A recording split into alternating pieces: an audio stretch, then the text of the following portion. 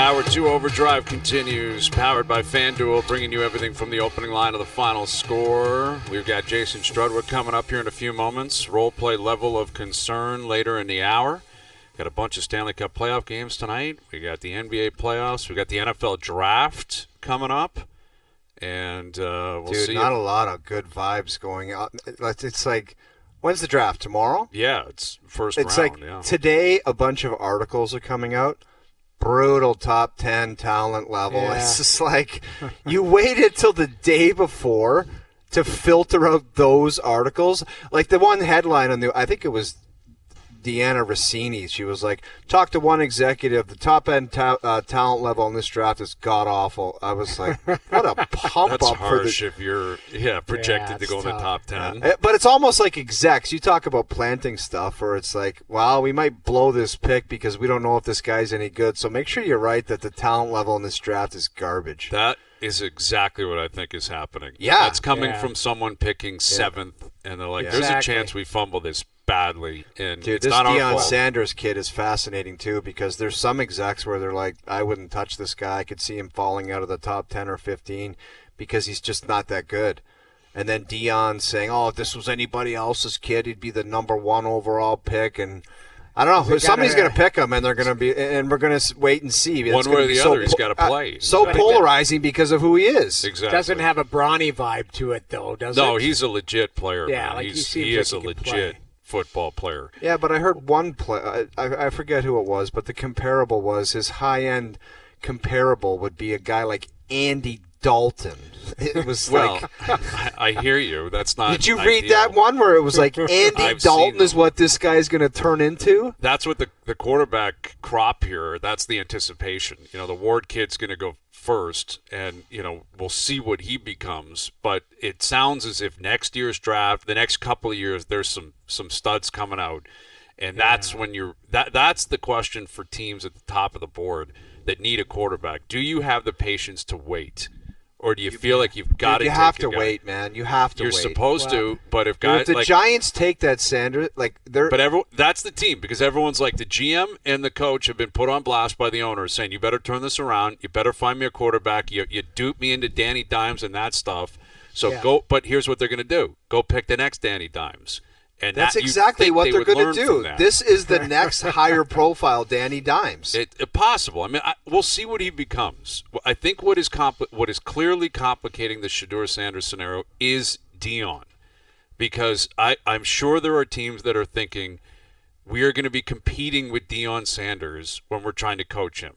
Fairly or unfairly. Simple, man. Exactly. It's very simple. We've heard Ross Atkins talking about weighing risk when it comes to contracts or something.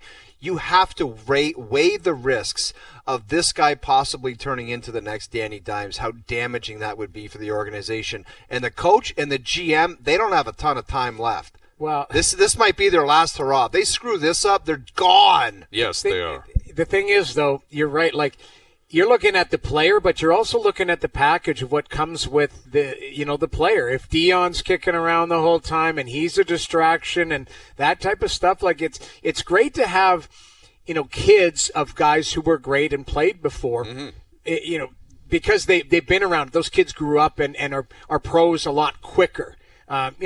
With Jake Sanders and Ridly Greig, Max Domi last night. Exactly. Max Domi, his dad sitting in the stands.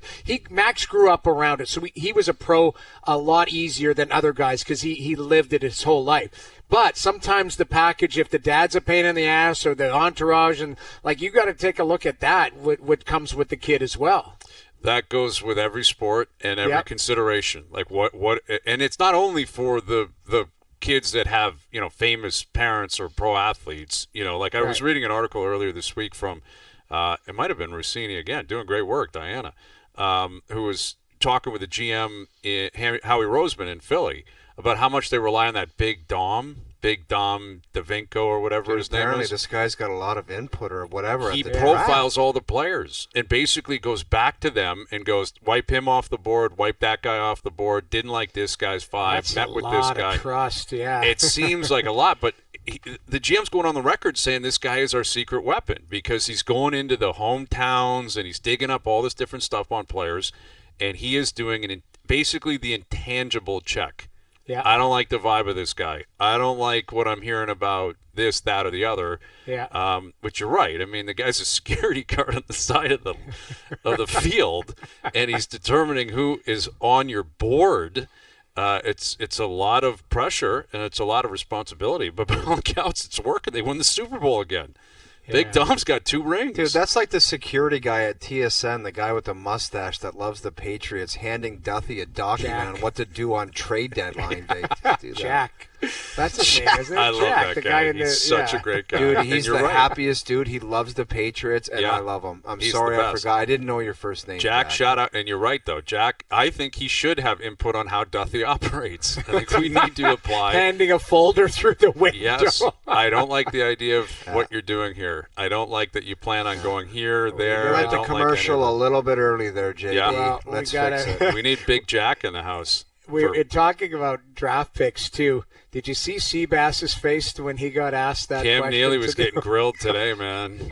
Getting grilled, and he was not like happy. He was going to come over the table. Dude, that might have been later. We got to play it later. We'll talk about it later. Well, because there was a belief that afterwards he got up. Stop it. We'll do it later. I want the full presser, man. Right. I need it. We'll play it later. All right, we got the Oilers in action. We got the Habs in action tonight.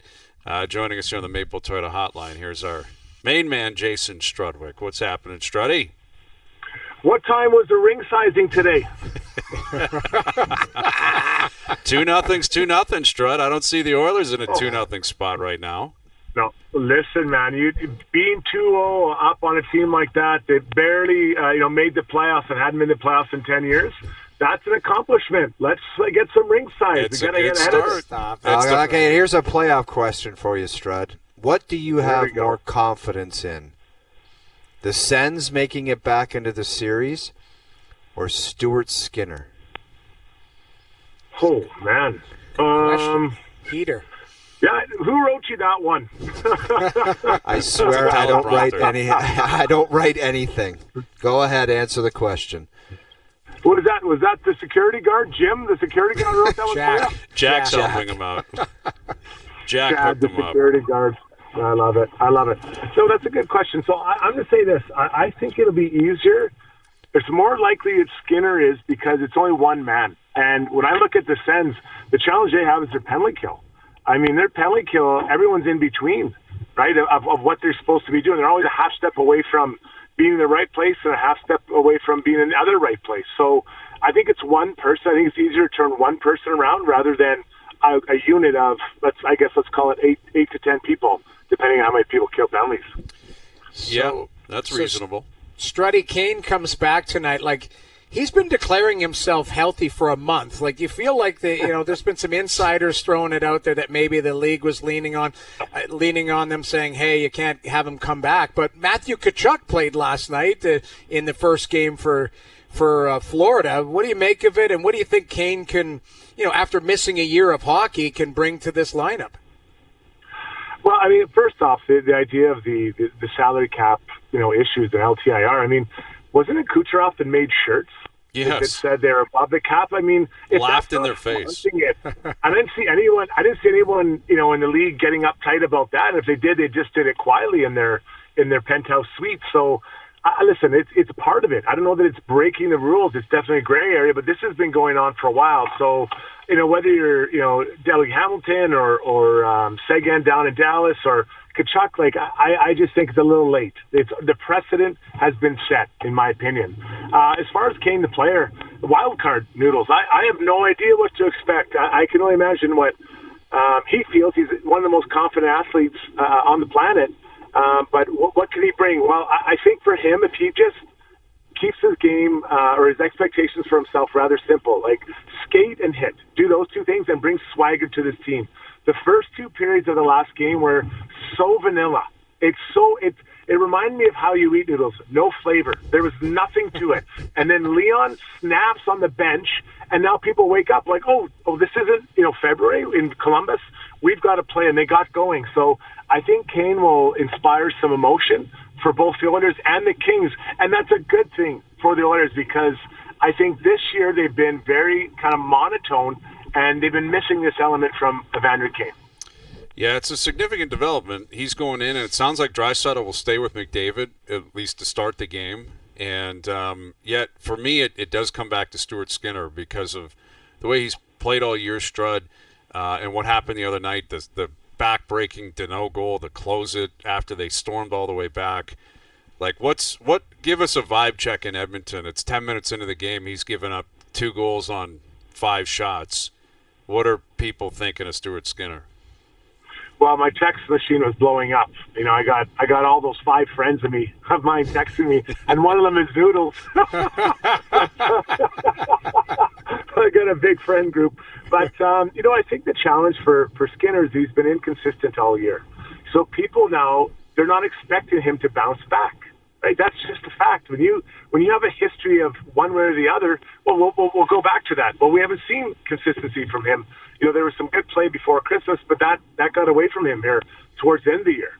So now they have to figure out, okay, what does this look like? What can he do? And I think that he made some good saves the other night. The problem is the other guy made one more save because it wasn't like Kemper was an all-star either in that game. So if he would have won that game and come back, it's a different story. He did enough to win the game. Well, he didn't get it done. And I think that's the challenge for him. I really think this is a huge opportunity for him to put don't even worry about the fans, don't worry about the coaches or his teammates, confidence in himself by the way he plays tonight. If he comes out tonight and has a good, strong game, let's say he gives up 2 goals on 25, 26 shots, he feels good about himself. Now I think he's heading towards going back. If it slides the other way, now the conversation is going to come back. Do they start him or do they go to Calvin Pickard?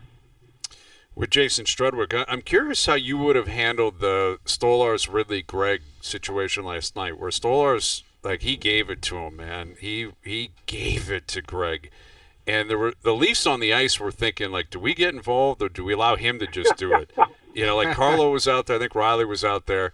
How would you handle that as a defenseman? I guess it was Benoit and Carlo.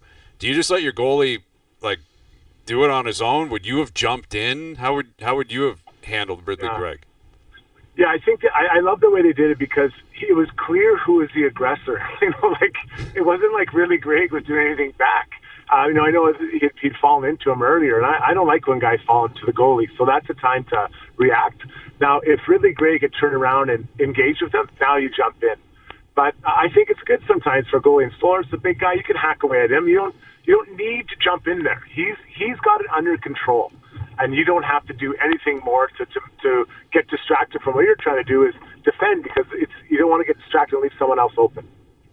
Well, Stolarz was playing coy after the game as if he didn't even know who it was. Which I love that. I had no idea it was Ridly Greig. Oh, was it that guy who ran into me the other night? He went off on him, and the protection of the goalie in particular, that is something we've noticed here. And I'm sure, all 16 teams in the playoffs, they're trying to preach it, right, Strud? Protecting the house, making sure no one runs into your goalie, no one gets close to your goalie, pushing scrums out even. A scrum in the crease can be dangerous at times. How important is that for every defenseman to consider that? If once the whistle blows, get ready because you got to push out. You don't want anyone even breathing close to your goalie. Well, it's about getting position, and I never understood when D-men would hit players into the goalie. I mean, guys are more than happy to be accidentally fall on the goalie if you push them that way. So if anything, if it's the goalie, then their player, then you want to grab them and pull them away. You don't want to cross-check them into your goalie. And you'll see that. Watch the game tonight. You'll see guys cross-check people into their goalies, which makes no sense to me. But the bigger challenge is you don't want to let people get to the net. Think about the other night. Was it last night's goal, I think the power play goal, where Knies gets inside position on Sanderson. And now Sanderson reaches for the puck, goes out the other way, the puck comes right back to Knies, and he taps it in. Knies is doing a great job of getting inside position on those D-men, and now you're struggling. And I get we're trying to front, I get all that, but after you don't get it, you've got to get back on the inside, so he has to work for it. Knies is just going to school. Oh, no, sorry, last night was the one where he still got inside position, and Jansen had to get back and went off him. There's inside position so key around the net when your team is determined to get pucks to the net. Struddy, with your 4 other nerd friends that you hang out with in Edmonton, if you guys were having a conversation regarding the Maple Leafs, would it be okay, they won 2 at home. Let's see what kind of Maple Leaf team shows up in Ottawa, because Ottawa is going to be desperate tomorrow night. They have to be. They know what happens if they don't win that hockey game. But the Maple Leafs, it's like, okay, you won 2 home games against a wild card team. Now let's kind of see if you can have some killer instinct going into Ottawa. I think 5-on-5, it's been fairly even, especially last night. It's been a pretty even series. And this is my worry for Ottawa. They're going to be so jacked up that they're going to come out and they're going to have too many penalties, and they've been able to stop it, and they're going to score in the power play. The Leafs are. And now they're looking at 2-0, and I'm not sure they can get back into it. If it's 2-0 or 3-0, like that's a real challenge. So I think Travis Green really has to get those guys calm and say, play hard, but stay out of stuff after the whistle, and don't take that extra penalties. Let's try to play this game 5-on-5. See if the Leafs can do 5-on-5 against us. Yeah, well, that's what they keep saying. I mean, I think ultimately you got to score first. I mean, it's been the exact same first period, 2 games in a row. At least been up 2-0 10 minutes in. You have to score first tomorrow night if you're Ottawa. And, the crowd will be electric. It'll be great. I'm very curious to see what it's going to look like. If I'm Ottawa, I'm hoping it's 90-10. I'd be concerned it's 70-30. If there's 30%. I don't think it's not going to be 90-10, Brian. It's going to be for 70-30. Ottawa, he means. Well, I know, but that's what I'm saying. But if you're Ottawa, like, you can't. That stuff as a player, we can talk about it in the media and the fan bases and stuff. The players can't go, geez, you know what, like, Leaf fans made it in here. They've got to worry about trying to get back in the series. I think it's going to be 70-30, that type of thing. It might be more, might be less, but you can't be sitting on the bench going, oh, you know what, look at this. Like, you've got to play to try and get back into the series. But I think on the outside and the business side and us in the media, we're going to be talking about, because Leaf fans are going to get into that building. Yeah, it's an interesting layer. And I don't disagree with that, Noodles. Obviously, it doesn't matter if it's 100% Leaf fans. They have to be prepared to play and focus. Yeah. But it's been a long time coming playing a home playoff game. Brady's never done it. Batherson's never done it. Pinto, Sanderson, Shabbat. And, if the Leafs score first and it's loud, I don't know, Strud, I'm sure you've been in a situation like that. That can be a little bit demoralizing, I would think. Yeah, but as an Ottawa player, you have to understand, like, Leafs fans want to see something they've never seen before. The Leafs got up 3-0 in this series. Like, that's exciting, Right. It's exciting moment. But if I'll say this, if you're a player and you're worried about anything about the fans in the stands, the color of someone's jacket, or anything like that, you're already lost. You're already distracted. It does. None of that matters. You can't worry about any of that. If you need to, go play in a prison where everyone's cheering against you. Who cares? You've got to be able to weather that storm and just think about what you have to do. So that's the message. Travis Green, this group hasn't been in the playoffs before.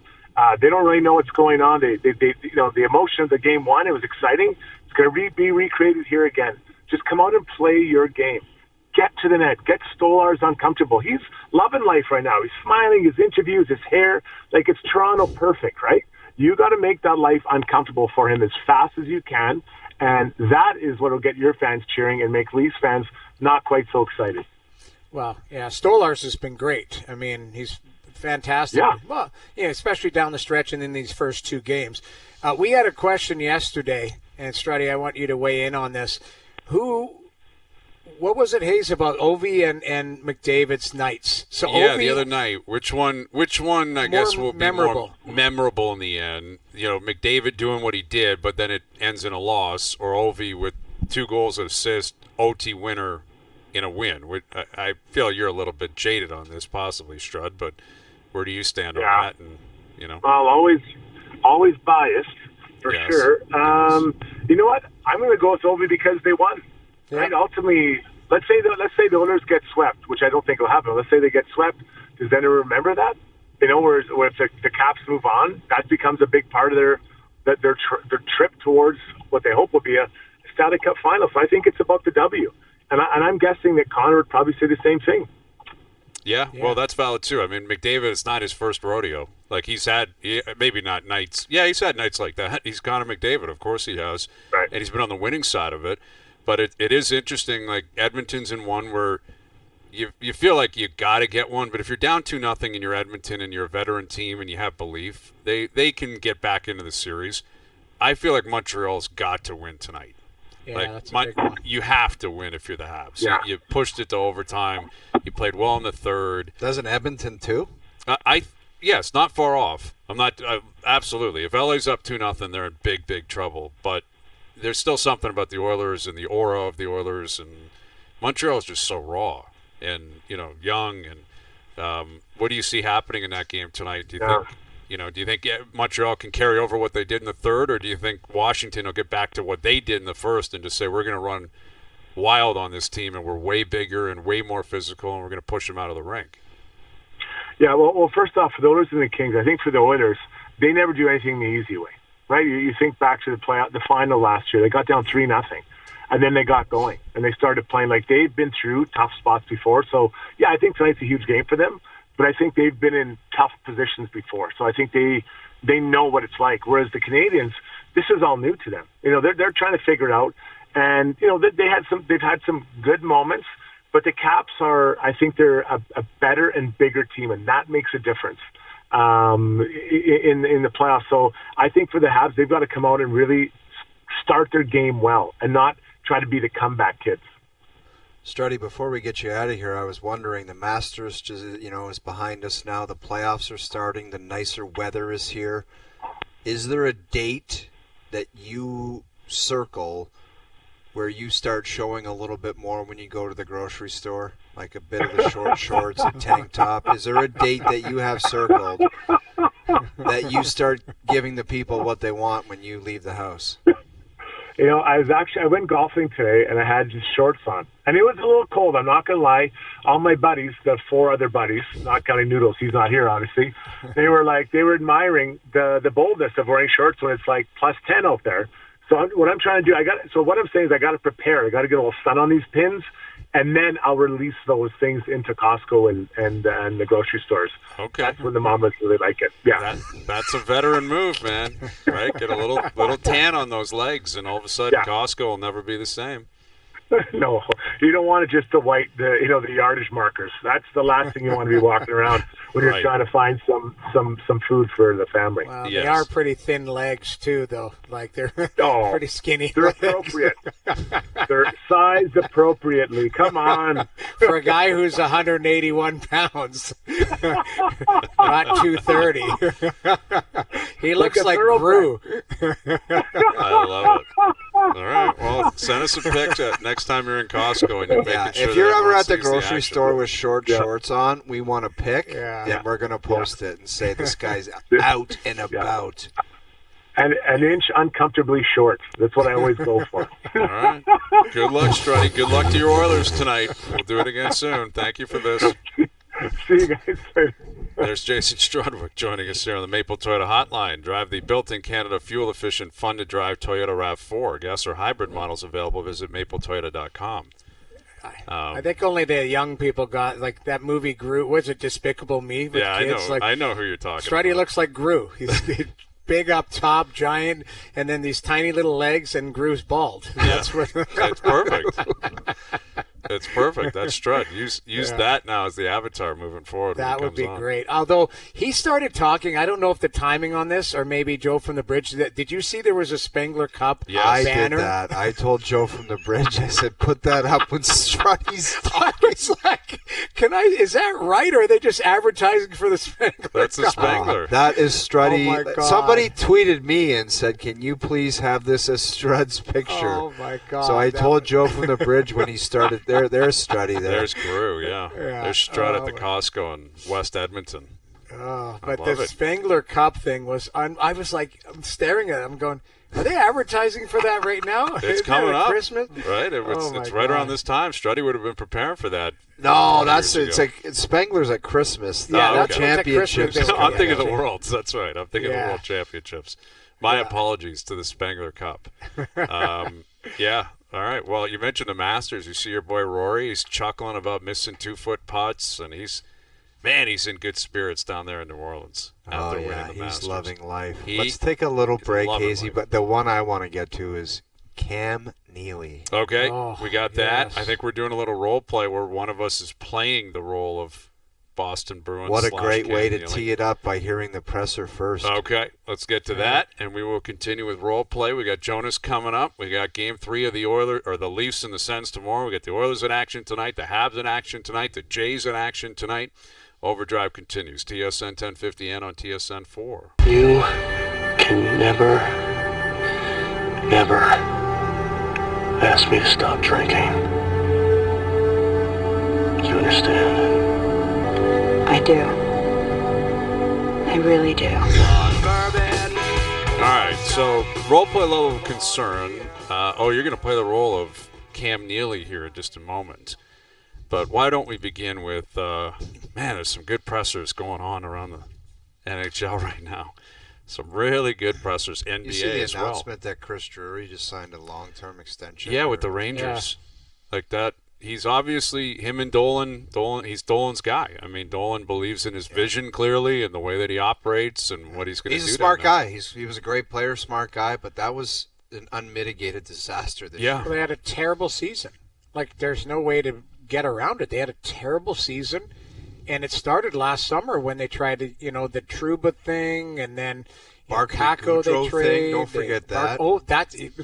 That's where it started. Yeah. Gaudreau into Trouba, into Kako, made a couple of decent moves, bringing in some players, but, that Will Borgden. But even the Shesterkin extension took a little longer than people wanted, like that type. It just wasn't a great year for them. But that one, I didn't see that extension coming right now, and that's. He's got it. Now they're looking for a new coach because Laviolette's out, and it's wild. Like, you get these markets, especially where there's been success, and there's been someone that's kind of been leading the charge for a while. And Drury hasn't been there that long, but Cam Neely's been running it in Boston for a long time. Yeah. And you miss. It's kind of like the Nico Harrison thing. Not nearly as extreme, clearly, in Dallas, but right. If you've had success or you've had kind of, borders up around you where the media can't get to you, can't really turn on you. The second they can, they will go at you. Like Nico Harrison, literally people are like, why should you not be fired? Like, tell me why you deserve to be standing there. Like, they are guns blazing in Dallas. And I wouldn't say it was the same. Just quickly before you get to Neely, I think Dallas has to fire him for the organization to move forward. You could be right. You're talking about a vitriol for one particular person that is turning people off of your product. Yeah. You have to. It's killing your brand. Yes. If Nico Harrison associated with your brand is an absolute disaster, unless he knows the skeletons in the closet. That actually, okay, you want to fire me? I'll go and tell you what actually happened. The owner came to me and said this, that, and that, and so, you got to be careful with that. But Cam Neely's been running the show in Boston. Obviously, he's a Bruins legend. He's a Boston sports legend, and he steps up with the owner, which is always a bit rare, right? The owner's up there talking, and Neely's talking, and Don Sweeney, the GM. And one reporter, Kevin, asked this question, and here's how Neely responded. Okay, Cam, question on drafting and development. Neither of them have really been up to expectations, in my opinion. So can you just elaborate on that, Kevin? The drafting? Yeah. Well, where we've picked and who we've picked and how it's turned out.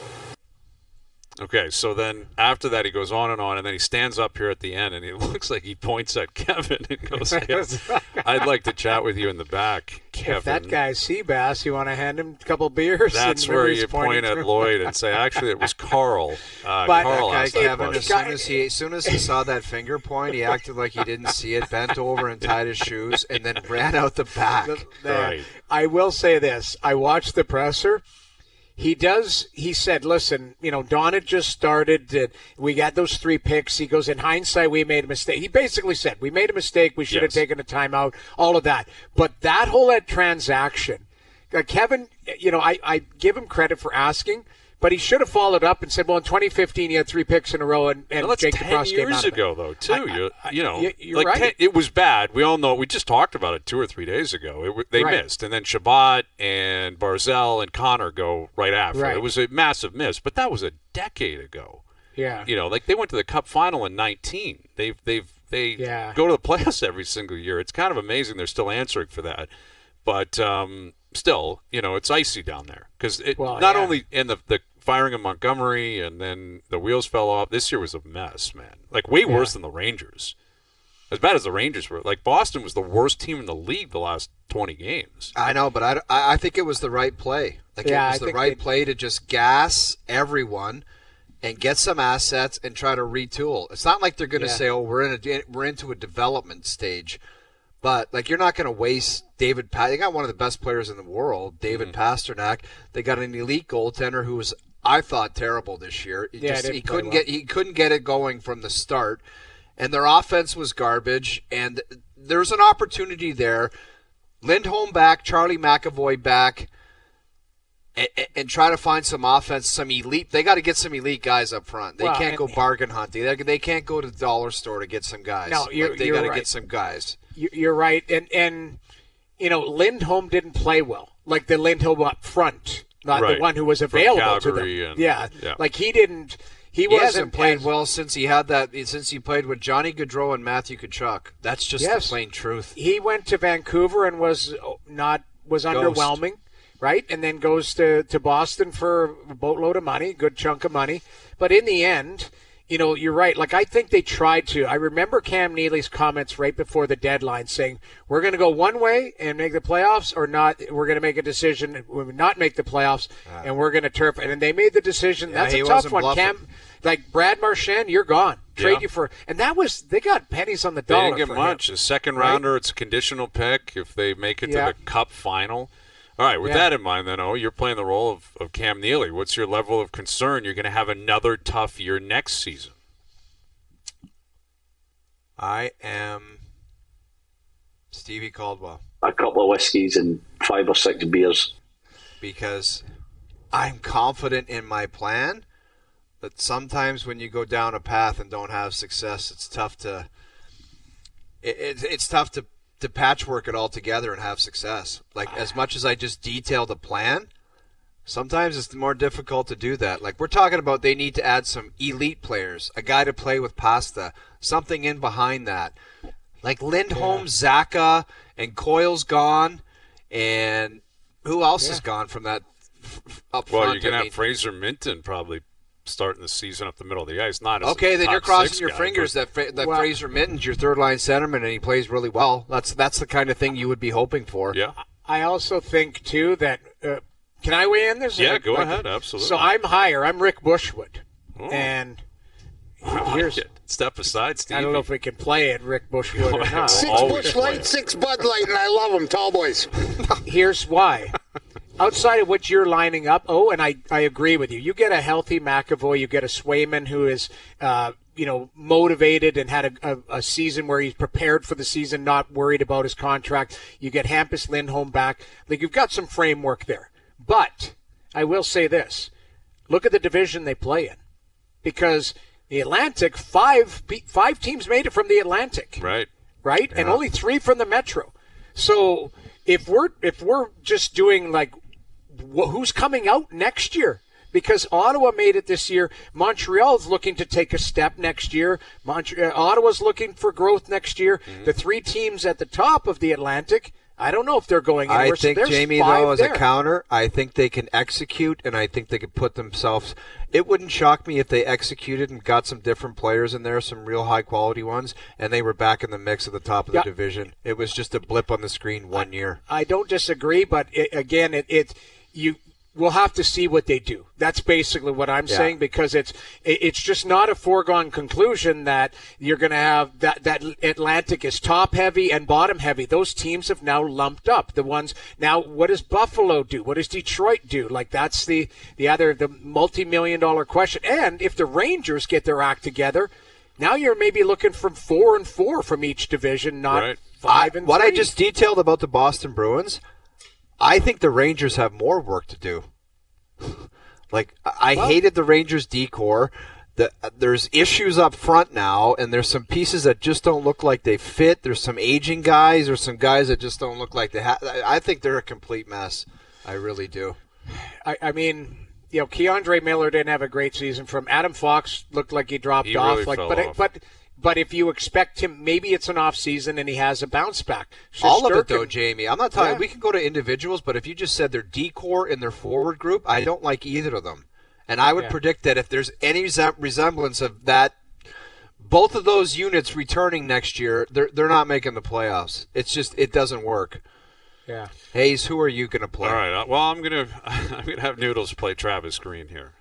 Sorry, I just chimed in on that one. I'm good. Apologies. I think there's a lot of good commentary there. I mean, the Bruins are in the news, the Rangers are in the news. There's a lot of these teams. Again, we talked about it yesterday. It's a very different feel with those two teams in particular in the East. Like they have been mainstays in the playoffs for 15 years. Yeah, it's every year. It's a lock. You're playing games at the MSG and at TD Garden in Boston. It's a lock every year. They're both out. It's amazing.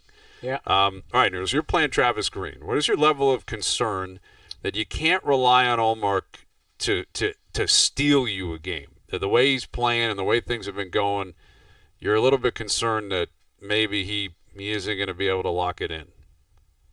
I'm mid, so I'm not Rick Bushwood. What's the one below Bushwood? I guess Stevie Caldwell. Give me Stevie then. Yeah, I guess. A couple of whiskeys and 5 or 6 beers. Because they've seen two Allmarks. They've seen two Allmarks before the injury, even after the injury, and then he got cooking down the stretch. So he's had, I didn't think he was bad the other night or last night, but I think he needs to steal one. So I'm in the Stevie Caldwell because you still have to believe that you have to do it, and if you have a chance to get back in the series, he does have to do that. So that's basically that's where I'm at. I think it could be a little higher, but for me, I'm right in the middle there at Stevie Caldwell. Yeah, I think that's reasonable. If you're Green, you got to have faith in this guy. He has proven throughout the year and throughout his career, won a Vezina, that he's more than capable of being an elite goalie. But his playoff numbers are what they are. They have not been great recently, and I agree with what you said about the goals, and they were tough goals, and even the Domi one was a great shot, posting in from right down Broadway. But you're in a big hole now, and you need the cheat code in the sport is the goaltender. That's the cheat code, and tomorrow night he might have to make 40 saves. They have to win, and he has to be great. And I don't think it's pine on the patio. I don't. No, that's why I went there. And also you add that in, regardless of how you have to say, and it's unfair, but you have to say, well, he had a better night than the other guy at the other end. Right, exactly. Because, Struddy just said, it's not like Darcy Kemper the other night in L.A. was lights out when McDavid went nuts. But Kemper got the win. So you're not talking about McDavid's tying goal, which I didn't think was an unbelievable play by McDavid. It's not a great goal against Kemper. Along the ice. But in the end, nobody's talking about that because Kemper is up 1-0, where the guy at the other end lets in a weird muffin. Well, it was like Samsonov and Vasilevsky a couple of years ago, where Samsonov was not great, but Vasilevsky was worse. Right. And the Leafs, found a way to win that series. All right, I'm playing the role of Bo Bichette. What is my level of concern that the start to my season is costing me money and a chance to stay in Toronto? I'm going to play it. You can never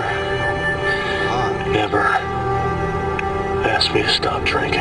Now, Bo, he's hitting for average. He's put, I think he's got 8 doubles on the season. He's never been a guy that's walks. He never accumulates walks. He's not doing it this year. But he has not hit a home run in over 230 at-bats. And last year was a disaster for him. Now, injuries, a lot of it was injuries, and we all said that, right? Let's see him at 100%. He had an unbelievable spring. He's 100%. His slugging is not there.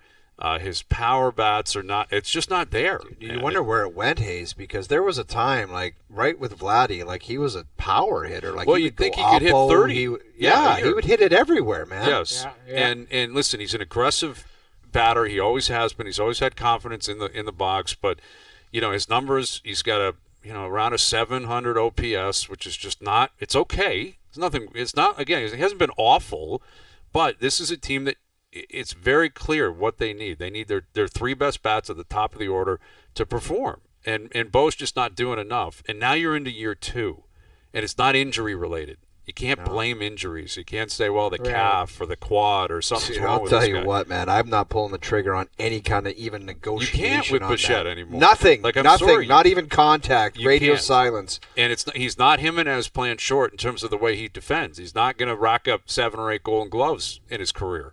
Right. So, for him to perform to a point where you say we need him, and we got to pay him a lot, he's got to be way better. And, they're 24 games into the season now. It's still April. It's still early. He can turn it around. But it's more so what happened last year. It was the worst year of his career. It was a disaster of a season.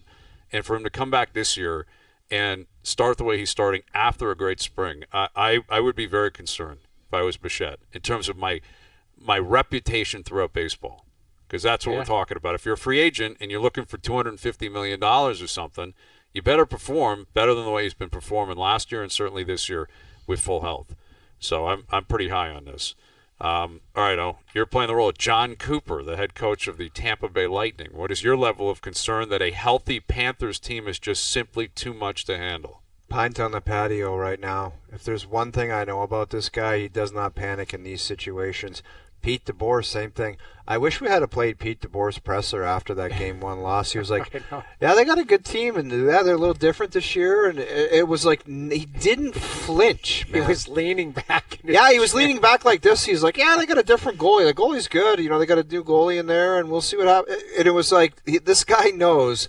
He's been through the wars, and Coop's the same way.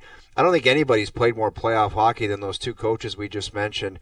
He also understands the urgency that needs to happen next game because you drop 2 at home, you're as close to toast as can be. But as for right now, I'm a pint on the patio. There needs to be a massive response, and I've seen Tampa Bay do it. Yeah, Coop's fascinating to watch. I've been to a bunch of Tampa Bay games when I'm down there with my wife and kids. And he's very calm back there, man. He's just like, let it fly, boys. He did the I love this team stuff after the game. Like, they always give you effort, which is kind of a weird commentary when that is expected. It's Game 1 of the Stanley Cup playoffs, so I would like to believe you got an effort. But I get, it's obviously it's him thinking it through. What am I going to say to push people off, to get people away? Yeah. And that's what all the coaches are doing. And we referenced, even Travis Green, where I think he doesn't want people talking about his goalie or Batherson or whatever. He wants go talk about the refs and go talk about how we're playing 5-on-5. It's all distracting tactics. Yeah. That's what good coaches do. And Cooper did that last night. I found it interesting just the way it starts. I love this team. It's like, man, he got smoked at home, but he's cool, calm, and collected. He is. And it is one game, but Florida, man, they're a nasty bunch, dude. Well, the concern is if you get smoked again on home ice, then you start saying yes, we've got problems. And Ekblad's coming back for game 3. Yeah, they get Ekblad back for game 3. I mean, Tkachuk looked good, but Tampa didn't look good. So it'll be interesting to see how Tampa's response is. That's the most fascinating series because they're both veteran teams. They both have cup pedigree. They both don't panic. But it's kind of a chess match because, both teams are really good. It's like the Dallas-Colorado situation. Yeah. Colorado goes into Dallas, wins 5-1. Last night Florida wins 6-2. Dallas responds game 2. I would anticipate Tampa will respond in game 2. I got to believe they likely win that. And if they do, then, all bets are off. Let's see where it goes.